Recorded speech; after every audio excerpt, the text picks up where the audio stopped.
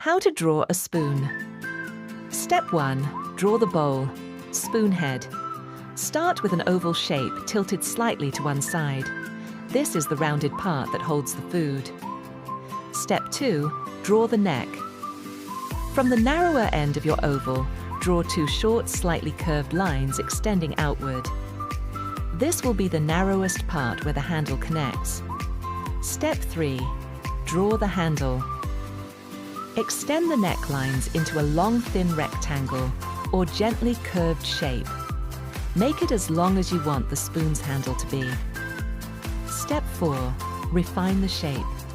Smooth out the connections between the bowl and handle so the spoon looks seamless. Add a slight curve along the handle for a more realistic look. Step 5. Add details. Draw an inner oval line inside the bowl to show depth. Add gentle lines along the handle if your spoon has a decorative pattern. Step 6. Outline and shade. Go over your drawing with a pen or darker pencil. Shade lightly on one side of the spoon to give it a metallic look. Coloring the spoon. If it's metal,